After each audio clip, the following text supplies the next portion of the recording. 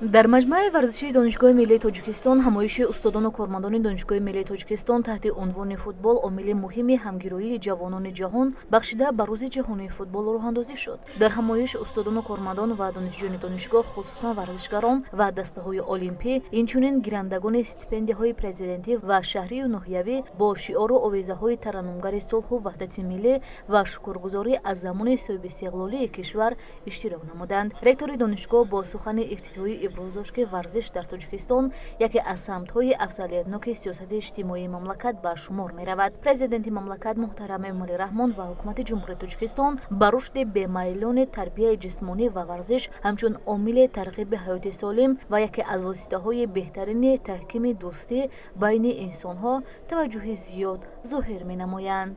дар идома аз ташаббуси байналмилалии тоҷикистон ки бо пешниҳоди президенти ассотсиатсияи футболи осиёи марказӣ, президенти федератсияи футболи тоҷикистон муҳтарам Рустами Эмомалӣ аз ҷониби маҷмӯи умумии созмони милали муттаҳид 7 майи соли 2024 зимни ҷаласаи 80-уми пленарии иҷлосияи 78-уми маҷмӯи умумии созмони милали муттаҳид мавриди пазириш қарор гирифта қатъномаи рӯзи ҷаҳонии футбол қабул гардид, сухан рафт. таври асосгузори сулҳу ваҳдати миллӣ пешвои миллат президенти ҷумҳурии тоҷикистон муҳтарам Эмомалӣ раҳмон иброз доштанд варзиш қосиди сулҳ, муаррифгари давлату миллат ва пайвандгари риштаҳои дӯстии ҷавонони кишвар бо ҷаҳон мебошад. таъкид шуд ки мо бояд дар оянда низ ба оммавигардонии варзиш ва таблиғи тарзи ҳаёти солим аз пештара бештар диққати аввалиндараҷа диҳем ва барои рушди соҳаи варзиш тадбирҳои тозаеро роҳандозӣ намоем.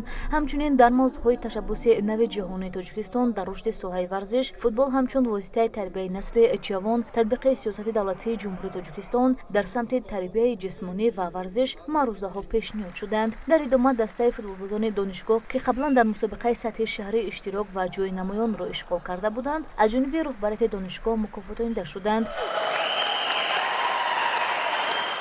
ҳамоиш бо бозии дӯстонаи дастаҳои футболбозони донишгоҳи мазкур идома кард. бояд гуфт ки варзиш падидаи фарҳанги умумиҷаҳонӣ аст ки марзҳои миллӣ, монеаҳои забонӣ ва тафовути иҷтимоию иқтисодиро убур менамояд. яке аз намудҳои варзиш ин футбол аст ки ҷаҳонро муттаҳид месозад ва ҳамагон онро мепазиранд.